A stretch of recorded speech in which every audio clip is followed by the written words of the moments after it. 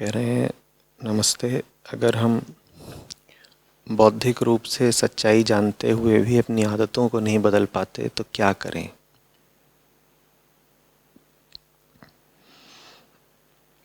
देखो, मैंने बहुत बार कहा है कि कोई खाली जगह होती है, उसी खाली जगह में आकर आदतें बैठ जाती हैं।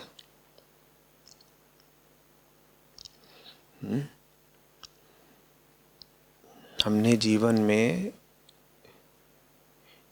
एक रिक्तता खड़ी कर रखी होती है, जिसको वो आदतें वगैरह आकर के भर देती हैं।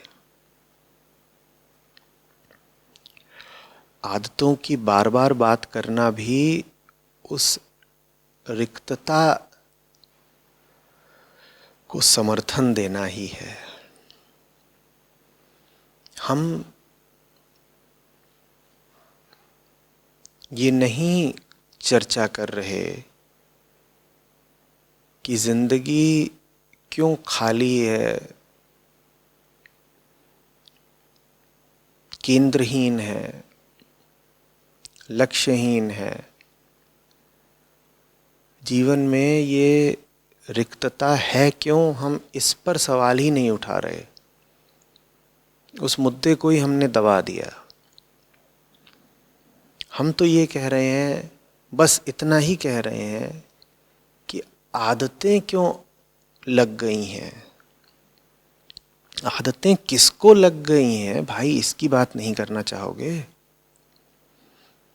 आदतें उसको लग गई हैं जिसके पास आदतों से बेहतर कुछ है नहीं, एक खालीपन है। और तुमने उस खालीपन को बरकरार रखते हुए आदतों को किसी तरकीब से हटा भी दिया, तो तुमने कौन सा तीर मार लिया? और आती हैं विधियां, युक्तियां, जिनसे आदतें हटाई जा सकती हैं। हटा दो आदतें। आदतों की जगह कुछ और आ जाएगा। पर जीवन का जो सूनापन है, जो खोखलापन है, वो कायम रहेगा।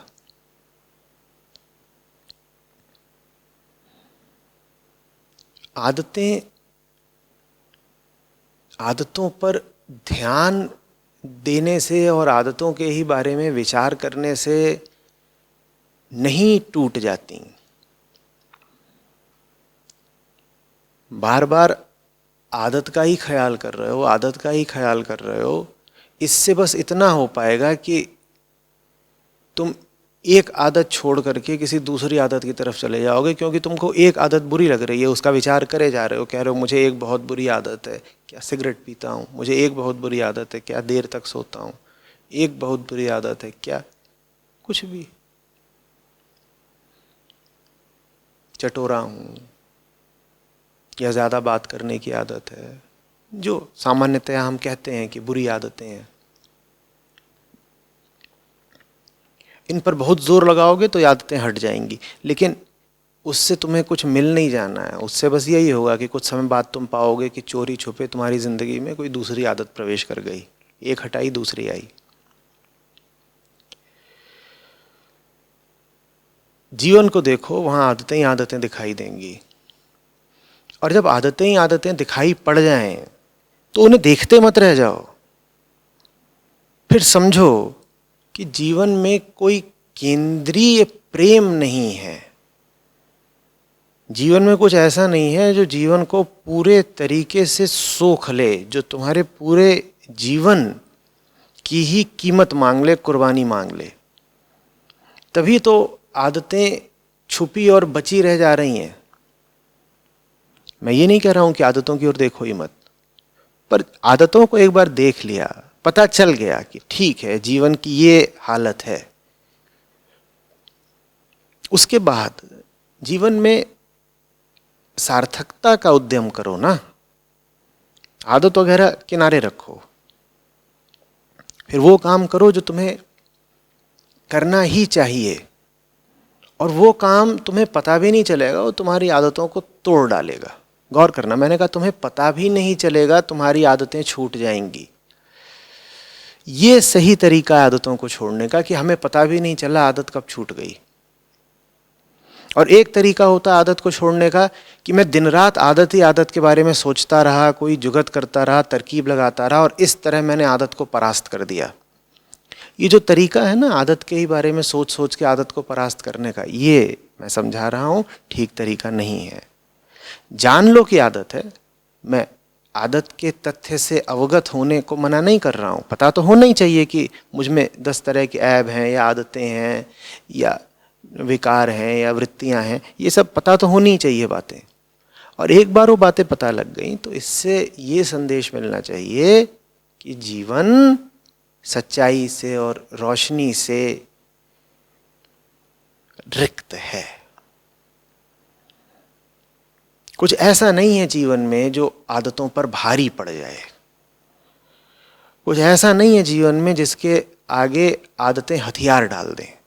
फिर जीवन में वो लेकर के आओ ना जिसके आगे सब आदतें टूट जाती हैं।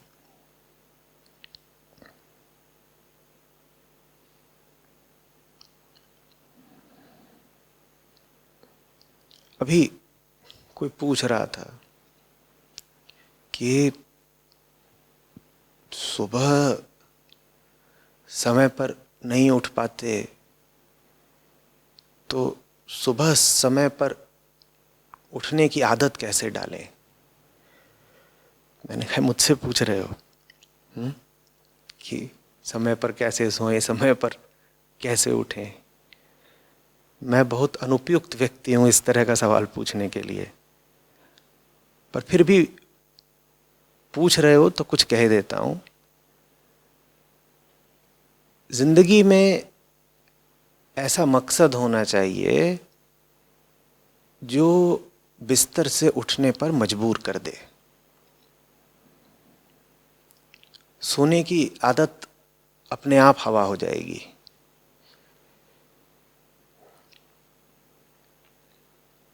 छोड़ो ये बातें कि आदमी को 8 घंटे की रोज गहरी नींद लेनी चाहिए, इससे स्वास्थ्य अच्छा रहता है। अरे गहरी नींद उसको शोभा देती है जो मंजिल पर पहुंचकर चैन की नींद सो रहा हो। तुम 100 तरह के बंधनों में हो, 100 तरह के दुखों में हो, तुम जीवन के संघर्षों के बीचों बीच हो। तुम्हें वाकई लगता है कि तुम्हें शोभा देता है या तुम्हें अधिकार है गधे घोड़े बेचकर चैन की नींद खर्राटे मारने का? ये शोभा देता है तुमको? तुम्हें तो नींद में भी मंजिल और मकसद याद रहना चाहिए। हटाओ ये सब बातें, बहुत होती हैं आजकल अध्यात्म के नाम पर भी कि इतने घंटे आप जरूर गहरी नींद लें, ये करें वो करें। अरे क्या इतने घंटे गहरी नींद लें? अभी कुछ और सालों की तुम्हारी जिंदगी होगी, चलो कुछ और दशकों की तुम्हारी जिंदगी होगी, 2 दशक 4 दशक।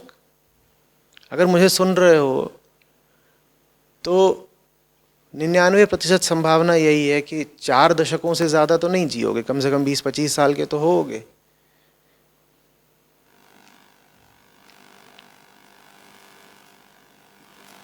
उसके बाद तो खूब लंबा सोना ही सोना है ना। कुछ साल मिले हैं जगने के लिए, उसके बाद तो खूब सोना है।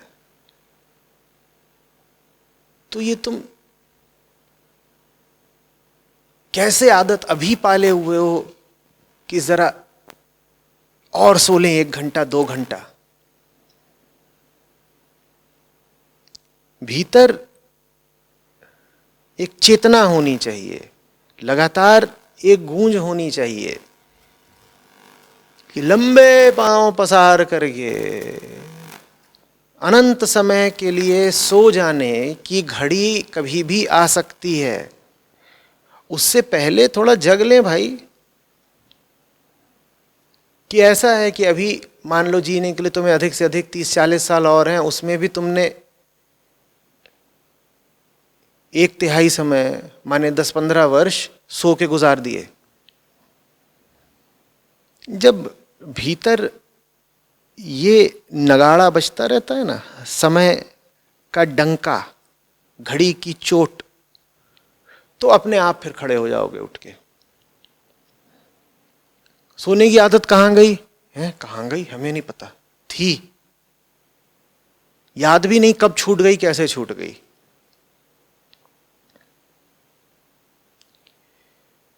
सच्चाई के सामने सामने कोई विराट दृश्य खड़ा हो, विराट चेतना उपस्थित हो, विराट उद्देश्य उपस्थित हो, उसके सामने सब आदतें हवा हो जाती हैं।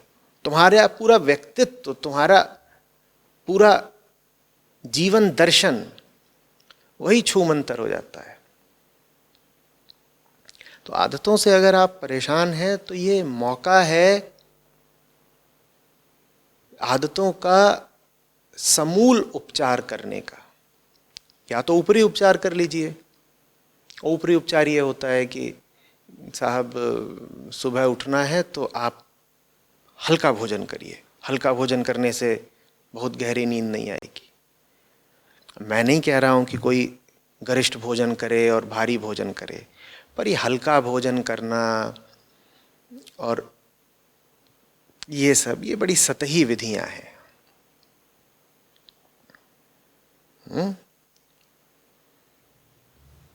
आदतों से इसलिए नहीं बचना हमको क्योंकि वो हमको छोटे मोटे कष्ट देती हैं।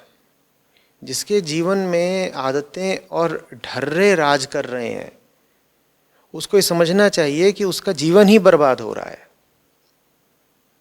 ज़्यादातर लोग जो आदतों से परेशान होते हैं वो बस इसलिए परेशान होते हैं कि अरे सुबह उठ नहीं पाया तो उसके कारण मैं टहलने नहीं जा पाया, या खेलने नहीं जा पाया, या पढ़ने नहीं बैठ पाया। तो उनको आदतों को लेकर परेशानी होती भी है तो ज़रा सी।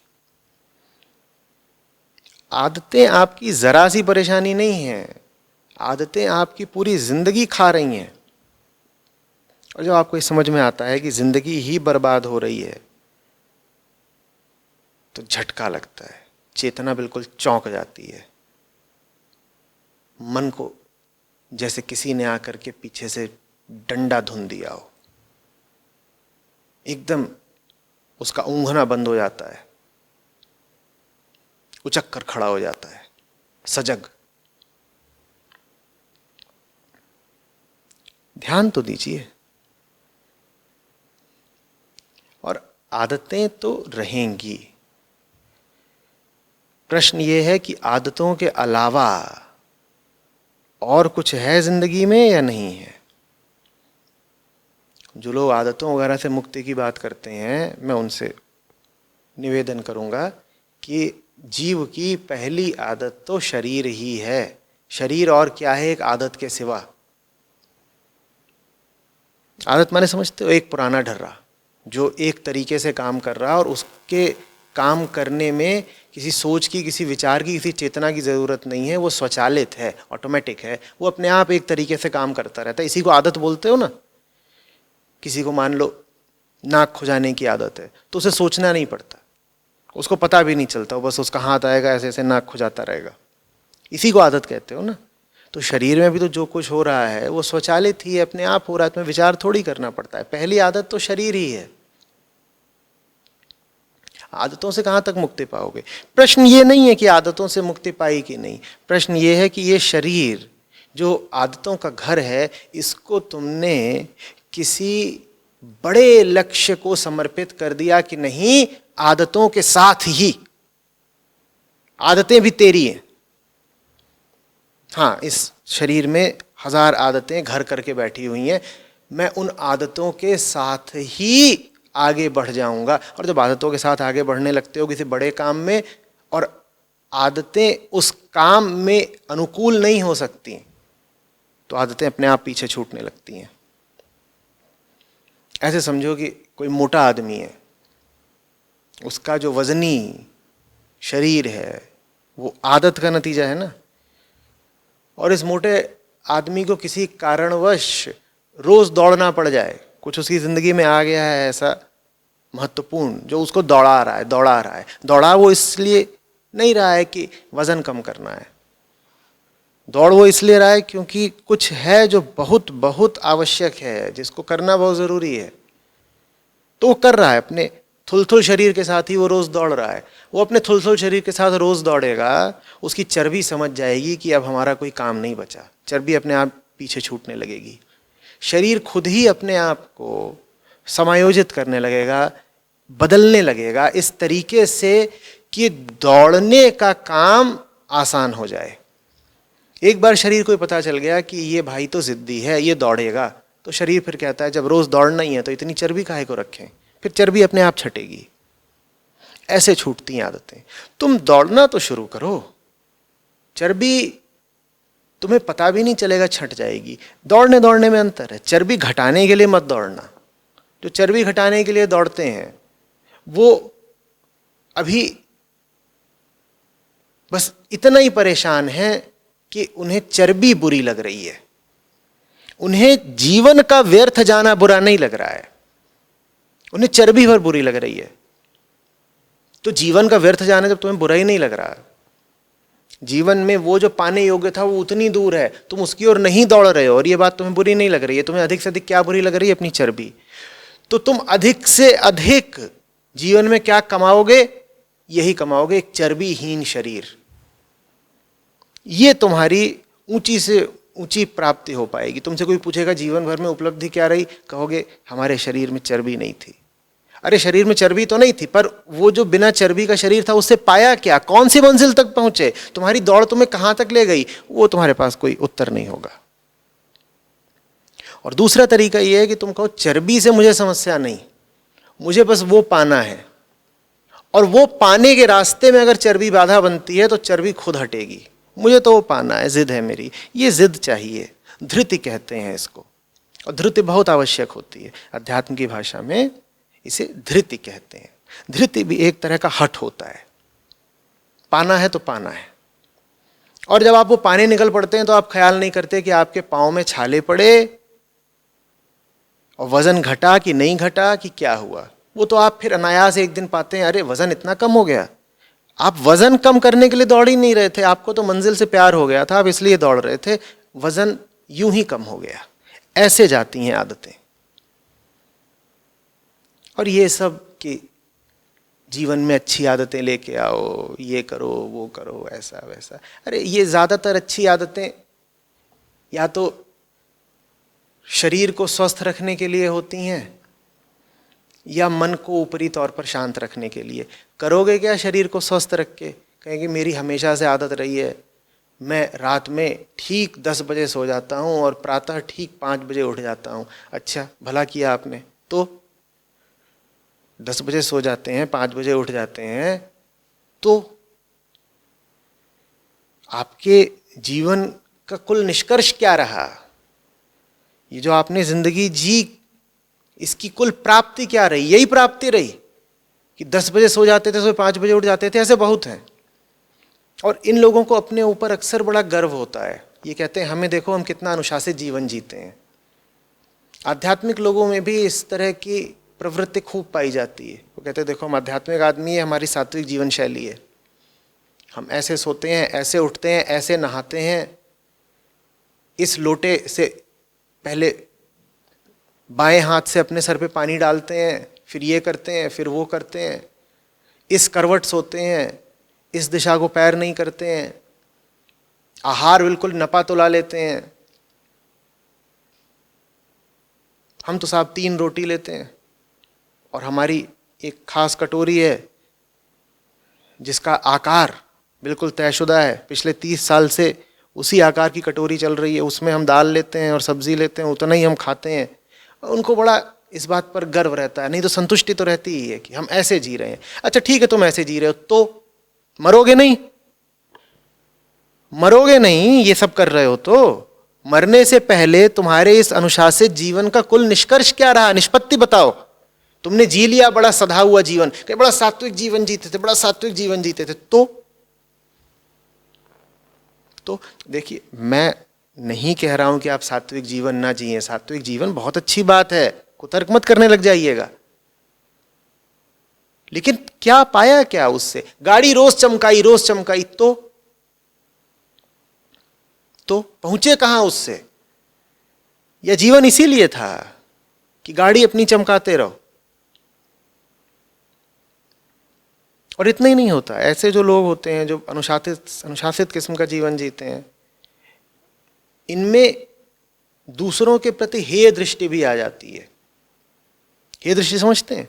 जो अनुशासित जीवन ना जी रहा हो, जिसके पास तथाकथित अच्छी आदतें ना हो, ये उनको थोड़ा ऐसे देखते हैं कि अरे ये देखो, ये कुछ भी खा लेता है, कभी भी खा लेता है, ठीक से आसन लगाकर नहीं खाता, अरे खड़े खड़े पानी पी रहा है। अरे भैया, अच्छी बात है अगर ये सब जो तथाकथित अच्छी आदतें हैं, खान पान की, आचरण की, उठने बैठने की, अगर ये हो, संभव हो पाए तो। पर कोई है क्रांतिकारी, आज से चले जाओ समय में 100 वर्ष पीछे, और वो एक जबरदस्ती योजना बना रहा है, अपने दल के साथ जी रहा है, अंडरग्राउंड जी रहा है, कभी यहाँ रहता है कभी वहाँ रहता है, ना उसके उठने का ठिकाना, ना बैठने का ठिकाना, उसको जहाँ जो मिल गया उसने खा लिया, वो आगे बढ़ा। उससे तुम ये सवाल पूछोगे कि आपकी आदतें कैसी हैं, या उससे ये पूछोगे आपका मिशन कैसा है, आपका काम कैसा है?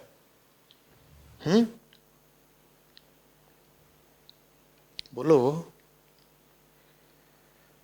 इस पूरे प्रकरण में मैं ये दूसरी तीसरी बार कह रहा हूँ, कृपा करके कोई ये ना समझे कि मैं जो अच्छी आदतें होती हैं उनके विरोध में बोल रहा हूँ। मैं उनके विरोध में हूँ जिन्हें अच्छी और बुरी आदतों के आगे जीवन का यथार्थ दिखाई ही नहीं देता।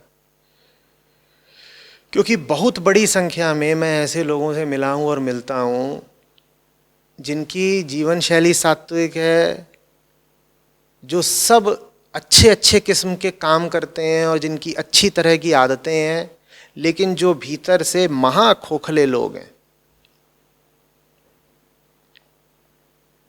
क्या करोगे ये सब रख के कि बिल्कुल साहब इनकी आदत है कि सुबह 5:30 बजे नहा ही लेते हैं, फिर नहाने के बाद क्या करते हो शरीर का? वो जो नहाया हुआ शरीर है उससे क्या करते हो?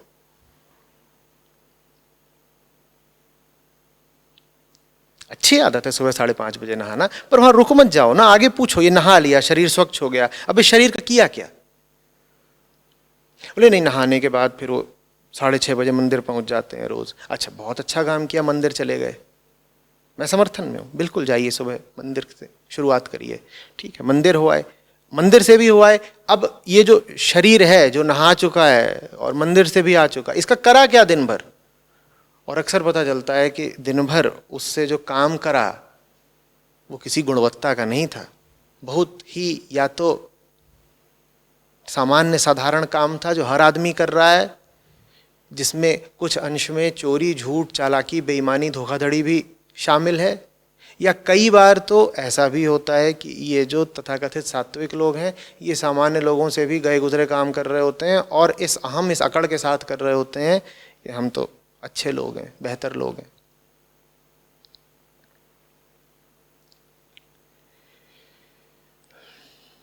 बार बार कुछ केंद्रीय बातों को याद रखिए। ये शरीर इसलिए नहीं है कि आप इसी को चमकाते रह जाएं।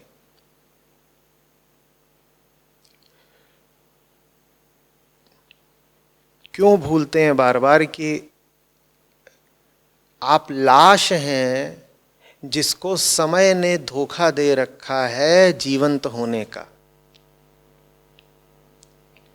कोई आपके पास अगर सुविधा होती बस जीवन को फास्ट फॉरवर्ड कर देने की, तो अपनी ही मृतदेह देखते आप।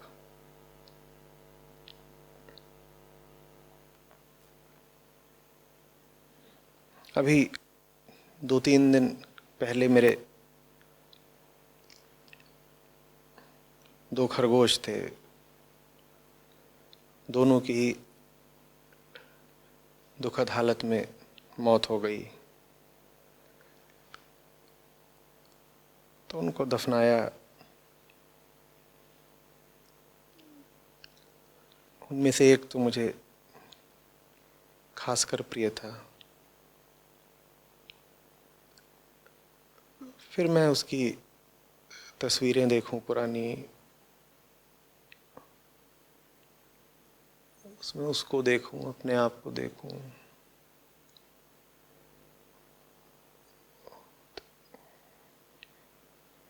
काफी देर तक तो भीतर मातम रहा। फिर चीजें उलझने लगी। मैंने अपने आप से पूछा, ये है या ये मैं हूं? मरा कौन है, जिंदा कौन है? वो भी वो नहीं है जो आया था, मैं भी वो नहीं हूं जिसने पाया था।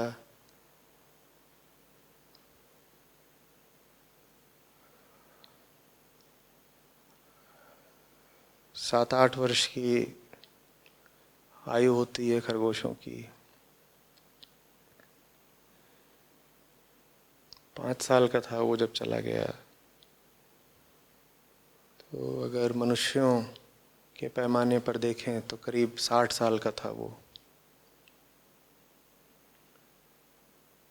तो वो तो 60 का हो करके गया है।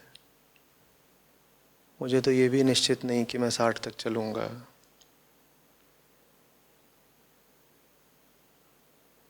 तो मैं ये देखूं कि मेरे सामने मौत खड़ी है और बहुत काम बाकी है,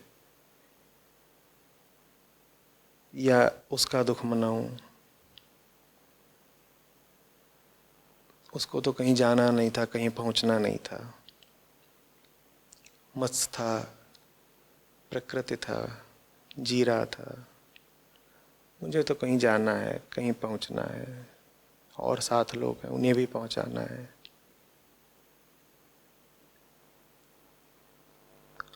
मेरे लिए तो जीवन का अर्थ प्राकृतिक जीवन नहीं है, कुछ और है। मैं कितना जिंदा हूँ, मैं कितना जी लिया।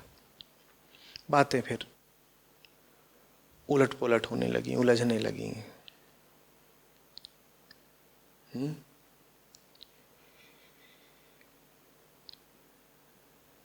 ये चीज लगातार गूंजनी चाहिए। अच्छा जीवन जीने के लिए आप नहीं आए हैं कि देखो ये कितने बढ़िया तरीके से जीता है। आहा हा, शर्मा जी के क्या कहने, क्या साफ स्वच्छ वस्त्र धारण करते हैं,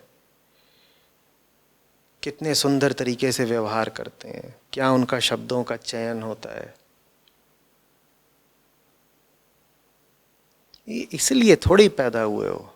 मैं ये नहीं कह रहा हूं कि तुम गंदे कपड़े पहनने के लिए पैदा हुए हो या दुर्व्यवहार करने के लिए पैदा हुए हो, पर जिन्होंने एक खास तरह के आचरण को ही जीवन मान लिया, भले ही वो अच्छे से अच्छा आचरण हो, भले ही वो सात्विक से सात्विक आचरण हो, जिन्होंने एक खास तरह के आचरण को ही जीवन मान लिया, वो भी बस यही कर रहे हैं कि वो कुछ अच्छी आदतों में जी रहे हैं।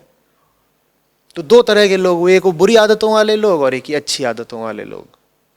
मुक्ति कहाँ है इसमें? आदतों से ही तो मुक्ति चाहिए होती है। वृत्ति माने आदत, जिसको हम आम बोलचाल में आदत बोल देते हैं, सही मानिए अध्यात्म में उसी को वृत्ति बोला जाता है।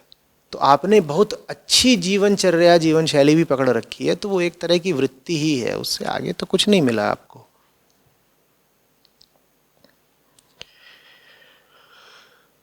ये बहुत अच्छा जीवन जी करके भी कहाँ चले जाओगे, क्या मिलेगा? जब तक जी रहे हो कुछ कमाई करनी है भाई।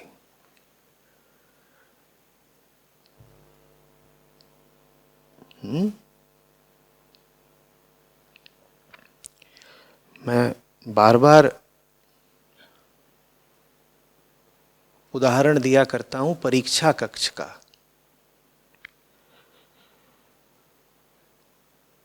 3 घंटे का समय मिलता है, वहां पर तुम मजे मारने नहीं बैठे हो, वहां तुम्हें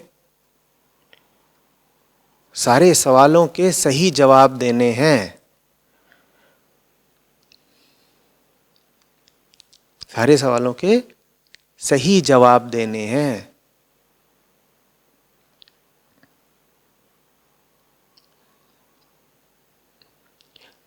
जो मेरी होमवर्क की कॉपी हुआ करती थी, या जो सामान्य भी कॉपी हुआ करती थी, उसको मैं बहुत सजा बजा के रखता था। मेरा स्कूल था सिटी मॉन्टेसरी लखनऊ, उसमें उस समय पे इस बात पे बड़ा जोर था। 2 तरह के पेन रखते थे। मैं 7वीं 8वीं 9वीं की बात कर रहा हूँ। हर कॉपी में इंडेक्स बनाया जाता था, बाकायदा मार्जिन्स खींचनी होती थी, हर नए पाठ के ऊपर एक उक्ति, एक कोटेशन लिखनी होती थी। सवाल एक रंग के पेन से लिखिए, उत्तर दूसरे रंग की स्याही में होना चाहिए, हर सवाल के बाद आप एक लाइन खींचिए। तो मैं ये सब खूब करता था और देखने लायक होती थी जो मेरी कॉपी होती थी। लेकिन जब मैं परीक्षा में बैठता था तो ये सब थोड़ा ही करता था। वहाँ ये हरकत करने का कोई औचित्य ही नहीं था कि 2 तरह के पेन से लिख रहे हो और मार्जिन की लाइन खींच रहे हो और ये कर रहे हो। वहाँ तो मुझे पता है कि आप यहाँ पर स्वच्छ सुंदर आचरण दिखाने के लिए नहीं बैठे हो। यहाँ इस पर्चे को हल करना है, समय सीमित है, एक एक सवाल का जवाब देना है भाई। जीवन ऐसा है, परीक्षा भवन जैसा है। वहाँ बैठ करके तुम क्या दिखा रहे हो कि इतने बजे ऐसा, इतना ऐसा। उसमें तो बहुत बार बिल्कुल घसीटा लिपि में भी लिखना पड़ता था। शिक्षिका मेरी हैरान हो जाए, बोले वैसे तो इतनी सुंदर तेरी हैंड राइटिंग, हस्तलिपि, और यहाँ कैसे लिखा। मैंने कहा मैं यहाँ पे आपको सुंदर हैंड राइटिंग बना के दिखाऊं तो मेरा काम फिर चल चुका। ज़्यादातर लोग ऐसे होते हैं, या बहुत सारे लोग ऐसे होते हैं जो परीक्षा भवन में भी हैंड राइटिंग ही दिखाते रह जाते हैं। उसके नंबर नहीं मिलने के, एकदम नहीं मिलने के, तुम यही करते रह जाओ। समय परीक्षक है।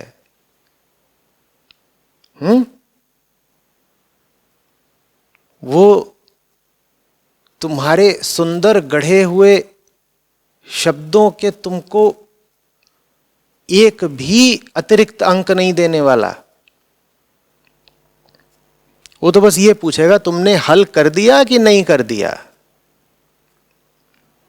हल कर दिया तो ठीक है, नहीं तो तुम अपनी नैतिकता, अपनी अच्छी आदतें, अपना सुंदर आचरण लेकर बैठे रहो अपने पास।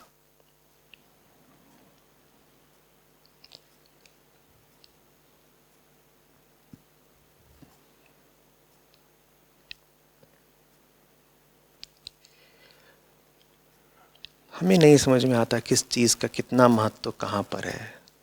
एकदम भूल सा जाते हैं।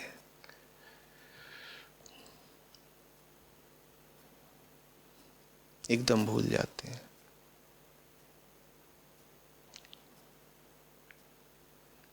कि जैसे उपलब्धि का कोई गहन क्षण हो।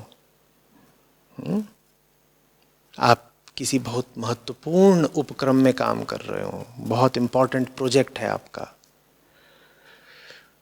और आप कहें अरे 10:30 बज गए, मुझे तो सोना होता है। अरे तुम पागल हो, तुम देखो तुम क्या कर रहे हो, या तुम यहाँ पे अपना आचरण बताओगे कि मैं तो बहुत सुनियोजित आचरण पे चलता हूं, अब 10:30 बज गए मैं तो सो जाऊंगा। तुम कैसे आदमी हो? तुम अपने काम की महत्ता को समझते हो? इसी तरीके से गहन प्रेम का क्षण हो और तुम कहो 10:30 बज गए, मैं जा रहा हूं, मुझे सोना है। तुम आदमी भी हो? तो आप तुरंत तर्क देंगे, कहेंगे पर ऐसी चीजें तो 5-10 साल में किसी एक दिन होती है ना, बाकी दिनों तो 10 बजे का अगर हमने बांध रखा है तो 10 ही बजे सो जाना चाहिए। तो मैं तुमसे पूछूंगा कि तुम्हारी जिंदगी इतनी वीरान क्यों है कि 5-10 साल में एक ही दिन तुम्हारे जीवन में प्रेम आता है या कोई बड़ा उपक्रम आता है, रोज क्यों नहीं आ सकता? हर रात महत्वपूर्ण क्यों नहीं हो सकती? हर क्षण तुम्हारे जीवन में किसी विराट संघर्ष का क्षण क्यों नहीं हो सकता? वो नहीं है, इसीलिए तो तुम्हारी जिंदगी में आदतों ने घेरा डाल रखा है। जिंदगी सुनसान है, वीरान है, इसीलिए फिर आदतें घुसी हुई हैं। और जब देखते हो कि हानिप्रद आदतें आ गई हैं तो उनको हटा करके तुम कुछ अच्छी आदतें ले आ लेते हो जीवन में। पर अच्छी आदत हो या बुरी आदत हो, दोनों एक ही बात बताते हैं कि जो असली है वो नहीं है जीवन में। अच्छी आदत बुरी आदत से बेहतर होती है, अच्छी आदत बुरी आदत से बेहतर होती है, लेकिन असली की तुलना में तो ना अच्छी आदत कहीं ठहरती है ना बुरी आदत कहीं ठहरती है। वो असली है ही नहीं जिंदगी में। जब असली जिंदगी में होता है ना तो फिर वो तय करता है कब सोओगे, कब जगोगे, कब उठोगे, कब बैठोगे। वो फिर मुर्दे को भी चला देता है। वो फिर तुमको मरने की भी छूट नहीं देगा, फिर तुम मरोगे भी उससे अनुमति मांग करके। वो सब कहानियां सुनी है ना कि फलाना योद्धा था या फलाना धर्म युद्ध हो रहा था तो उसको 10 गोलियां लग गई हो तब भी लड़ता रहा।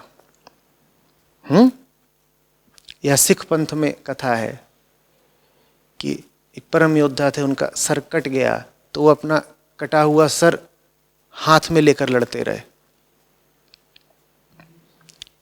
ये कैसे होता है? ये ऐसे ही होता है कि तुमने अपने आप को, अपने महत अभियान को इतना समर्पित कर दिया है कि तुम कहते हो कि अब मरेंगे भी हम तुम्हारी इजाजत लेकर के। हम अपने आप को इतनी भी अनुमति, इतनी भी छूट नहीं देंगे कि खुद मर सकें।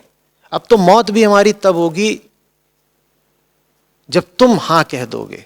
तो सर हमारा भले कट गया है पर हम चलते रहेंगे, हमें हक ही नहीं है रुक जाने का। ऐसे छूटती आदतें, जानते हो मौत बड़ी से बड़ी आदत है। वो आदत हर आदमी को लगी हुई है कोई जो नहीं मरता हो? मौत से बड़ी आदत कोई होती है? वो आदत भी छूट जाती है, मरने की आदत भी छूट जाती है अगर जीवन में जीने की माकूल वजह हो तो। अब तुम मर भी नहीं पाओगे। तुम कहोगे आंख कैसे बंद कर लूं, काम तो भी पूरा हुआ नहीं। बात समझ में आ रही है? तो उसको, जिसको फिर तुम सत्य भी बोल सकते हो, परमात्मा भी बोल सकते हो, उसको मौका दो कि वो तुम्हारे शरीर की एक एक गतिविधि को संचालित करे। वही तुम्हारे मन पे चढ़ के बैठ जाए, तुम पर राज करे। वो तुम्हें सब बता देगा। फिर तुम्हें अच्छी बुरी आदत नहीं सोचना पड़ेगा। वो तुम्हें बता देगा क्या खाना है, क्या पहनना है, कब उठना, कब बैठना, कहाँ जाना। जितनी चीज़ें तुम सोच सोच करके अपना दिमाग खराब करते रहते हो, वो सब चीज़ें तुम्हें सोचनी ही नहीं पड़ेंगी। उन सब चीज़ों का फैसला तुम्हारे लिए कोई और कर देगा।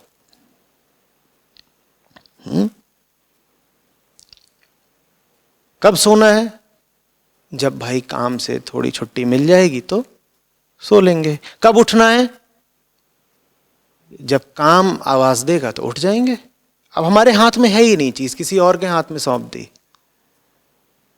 काम हमारे हिसाब से नहीं चलेगा कि साहब हम तो देखिए इतने बजे उठते हैं तो उतने बजे उठ के काम करेंगे। हम काम के हिसाब से चलेंगे। और मैं सामान्य रोजी रोटी वाले काम की बात नहीं कर रहा हूँ। मैं आम आदमी जो नौकरियां करता है, मैं उन नौकरियों को काम नहीं कह रहा हूँ। जब आध्यात्मिक अर्थ में काम कहा जाता है तो उसका अर्थ होता है मुक्ति का अभियान। एक ही चीज़ काम है। वर्क का मतलब होता है वर्किंग टुवर्ड्स लिबरेशन। ये रुपया पैसा कमाने को वर्क नहीं बोलते। उसमें आदमी अपनी आज़ादी के लिए कुछ कर रहा है, सिर्फ उसको बोला जाता है काम, कर्म।